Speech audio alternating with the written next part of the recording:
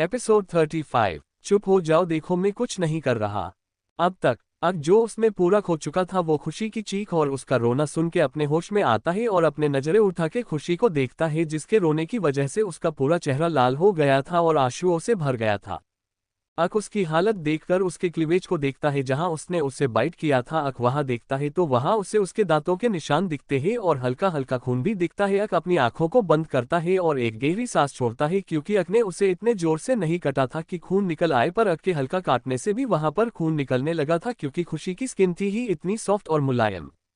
अब आगे अक खुशी को देखता है जो बहुत रो रही थी। रोने के कारण उसका चेहरा पूरा लाल हो गया था। अक उससे अलग होता है और खुशी को कमर से पकड़ के अपने साथ सीट पर लेके बैठ जाता है। अक खुशी को अपने गोद में लेके बैठा था और खुशी है कि अभी भी डरते हुए उसके सीने पर सर रख कर रो रही थी। उसका रोना तो कम हो गया था पर फिर भी सुबक रही थी, जिससे अक अपनी नजरें नीचे करके खुशी को देखता है जो सुबक रही थी। अक अपना एक हाथ उसके सर के ऊपर ले जाता है और उसके बालों को हल्के हाथ से सहलाने लगता है, जिससे कि खुशी चुप हो जाए। अक उसके सर को सहलाते हुए बोलता है, चुप हो जाओ। खुशी अभी भी नहीं रुकती है, बस सुबकते हुए रोते रहती है, जिससे अक को गुस्सा आने लगता है, पर वो गुस्सा नहीं करता है। अक उसका छोटा सा मुंह अपने हाथ में लेता है और बोलता है, मैंने बोला ना चुप हो जाओ। खुशी डरते हुए अक को देख बोलती है, मुझे दर्द हो रहा है। अक उसकी बात सुन के उसके क्लीवेज को देखता है जहां उसके दांत गड़े थे। उसके बाद वो खुशी के थाई को देखता है जो पूरे लाल हो गए थे। खुशी का फ्रॉक अभी भी ऊपर ही था, जिसे अक उसकी लाल थाई को देख पा रहा था। को काफी लाल थी, जिसे देख अक खुशी के फ्रॉक को उसके थाई से नीचे करता है और खुशी को देख उसके आंसू पोंछता है और उसका सर अपने सीने पर रख के उसकी पीठ को हल्के हल्के हाथ से रब करते हुए बोलता है, अच्छा अब चुप हो जाओ, देखो मैं कुछ नहीं कर रहा हूँ। खुशी अक की बात सुन के अपनी पलकों को उठा के अक को देखती है तो अक उसे और कस के पकड़ लेता है और अपने सीने से लगा के उसकी पीठ को रब करता है, जिससे खुशी अब थोड़ी थोड़ी शांत होने लगती है। थोड़ी देर बाद खुशी पूरे तरीके के साथ हो जाती है। अक को अब उसकी सुबकने की आवाज नहीं आ रही थी। अक खुशी को देखता है जो शांत हो गई थी, तब अक का चालू करता है और खुशी को वैसे ही लेके बैठे हुए ही का ड्राइव करने लगता है। अक एक हाथ से कार ड्राइव कर रहा था और दूसरे हाथ से उसने खुशी की पीठ को हल्के हल्के रब कर रहा था। थोड़ी देर बाद अक को अपने सीने पर गर्म सांस महसूस होती है, जिससे के एहसास से अक अपनी नजर नीचे करके देखता है तो खुशी सो गई थी ज्यादा रोने की वजह से, और कुछ मेडिसिन की वजह से खुशी पूरे तरीके से नींद की आगोश में चली गई थी। कुछ देर बाद अक्की का हर्षद मित्तल के घर के सामने रुकता है और वैसे ही खुशी को अपने गोद में लिए का से बाहर आता है और घर के अंदर जाने लगता है। अक खुशी को उसके बेड पर सुला देता है और खुशी के मासूम चेहरे को देखता है। अक कुछ देर तक तो खुशी के मासूम से चेहरे को देखता ही रह जाता है और फिर उठकर खुशी के बेड के साइड डोर से एक क्रीम निकालता है और उसे खुशी के क्लीवेज पर लगता है।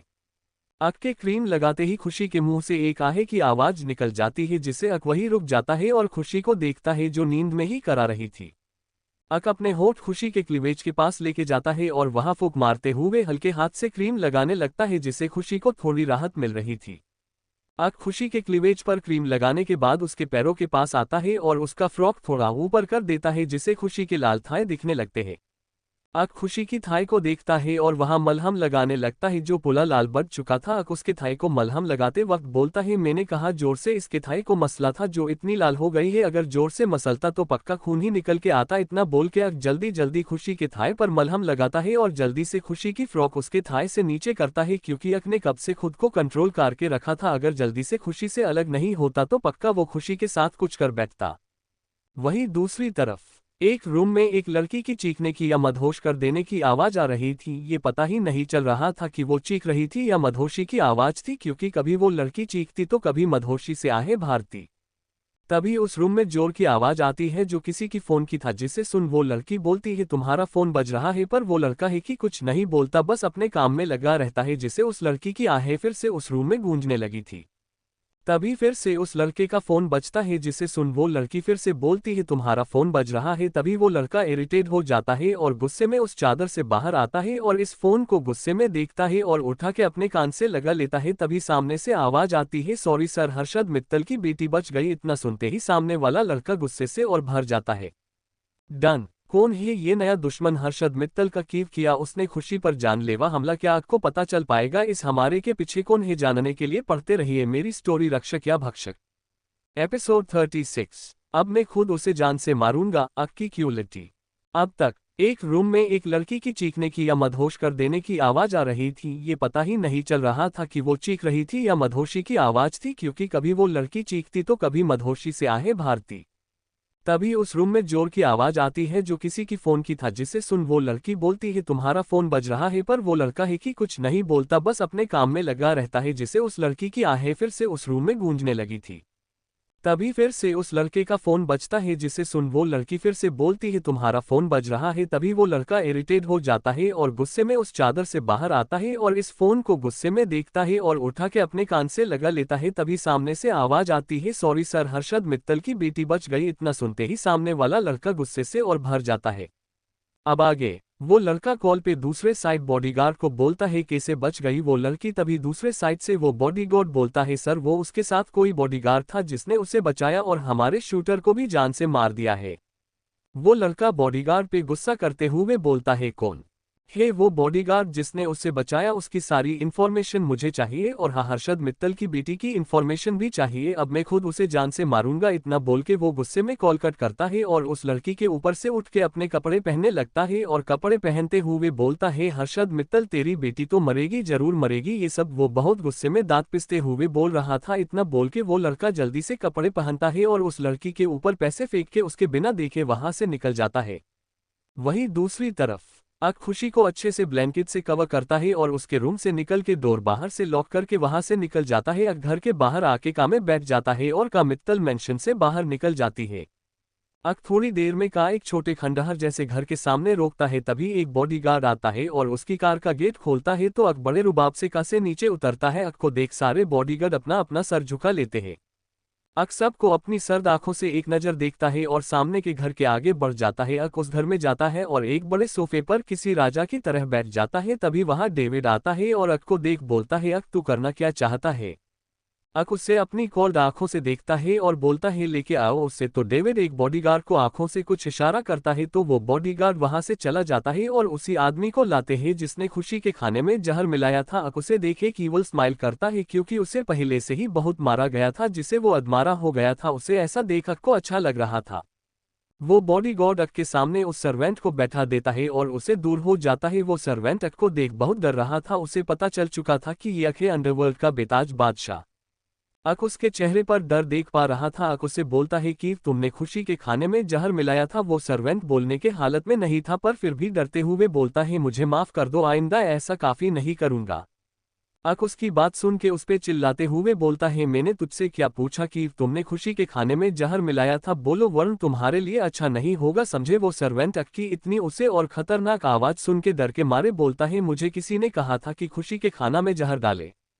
अक उसे देख बोलता है किसने कहा था। वो सर्वेंट डरते हुए बोलता है मुझे पता नहीं क्योंकि वो इंसान भूखे में था। उसने मुझे पहले कॉल किया, फिर घर के दूसरे साइड बुलाया और मुझे कहा था कि खुशी के खाने में जहर मिला दे, इसके लिए उसने मुझे पैसे भी दिए थे। पैसे देखकर मैं लालच में आ गया और खुशी को जहर वाला खाना दे दिया, मुझे माफ कर दो। अक उसे गुस्से में देखते हुए बोलता है कोई था वो भूखे वाला इंसान, कोई आदमी या औरत। वो सर्वेंट बोलता है बता नहीं सर, क्योंकि उसने खुद को पूरा सर से लेके पांव तक पूरा थक रखा था जिसे उसका चेहरा देखना नामुमकिन था। अक को पता चल गया कि कोई ही जो उसकी ही घर का है जो खुशी को मारना चाहता है और किसी के सामने भी नहीं आना चाहता है, इसलिए वो उसे ज्यादा कुछ नहीं पूछता और उस सर्वेंट का दोनों हाथ पकड़ के जोर से खींचता है। अक ने उस सर्वेंट का हाथ इतनी जोर से खींचा था कि उसका दोनों हाथ उसके शरीर से अलग होकर अक के हाथों में आ गए, जिसे उस सर्वेंट की जोरदार चीख पूरे घर में गूंज गई, जिसे सुन के अक के चेहरे पर सेटिस्फेक्शन वाली स्माइल थी जिसे डेविड देख रहा था। उसे अक में कुछ अलग नजर आ रहा था। डेविड अक को पहले से जनता था, उसकी क्रूएल्टी डेविड ने देखी ही, पर आज जो अक उसके सामने था उसे उसमें कुछ अलग नजर आ रहा था जो डेविड समझने की कोशिश कर रहा था, इसलिए वो अक को बड़े घोर से देखता है। अक उसके हाथ उखाड़ के बोलता है इसी हाथ से तूने खुशी के खाने में जहर मिलाया था ना। इतना बोल के अक उसे अपने पैरों तले उसकी गर्दन लेके उसे कुचलने लगता है जिसे उसकी सांस घुटने लगती है, पर अक ही उस पे और जोर दे रहा था जिसे वो सर्वेंट झटपटाने लगता है और देखते ही देखते वो अपनी जान छोड़ देता है। अक उससे बड़े अजीब तरह से देखता है और डेविल स्माइल करता है और अपने बॉडीगार्ड को देख बोलता है इसे कुत्तों को खिला दो। इतना बोल के अक वहां से उठ के बाहर जाने लगता है। डेविड भी उसके पीछे आता है। तब अक उसे बिना देखे बोलता है उस आदमी का फोन चेक करो और पता करो किसके नंबर से उसे कॉल आया था और कोई खुशी को मारना चाहता है, सब इन्फॉर्मेशन चाहिए मुझे जल्द से जल्द। इतना बोल के अक काम में बैठ जाता है और वहां से निकल जाता है। डेविड बस उसे जाता हुआ देख रहा था, कुछ तो सोच रहा था डेविड जो हमें आगे पता चलेगा। अक फिर से मित्तल मेंशन में आता है और का से बाहर निकल के अपने रूम की तरफ जाता है। अक अपने रूम में आके फ्रेश होता है और फिर से अपने रूम से निकल के मित्तल मेंशन में जाता है। अक खुशी के रूम में आता है और खुशी को देखता है जो चैन से सो रही थी। अक उसके पास आता है और उसके मासूम चेहरे को देखते हुए ही बेड पर चढ़ जाता है और खुशी को अपनी अघोष में लेता है। अक अभी भी खुशी के खूबसूरत चेहरे को देखता है और उसे अपने सीने से लगा देता और आंखें बंद करके अक भी नींद की अघोष में चला जाता है। डन। कौन है ये नया दुश्मन हर्षद मित्तल का जो खुशी को जान से मारना चाहता है? क्या उसका पता अक को वक्त रहते चल पाएगा? क्या हो लड़का खुशी को जान से मारने में कामयाब हो पाएगा? जानने के लिए पढ़ते रहिए मेरी स्टोरी रक्षक या भक्षक। Please subscribe my channel DK story world. Prithvi Prithvi Prithvi Prithvi.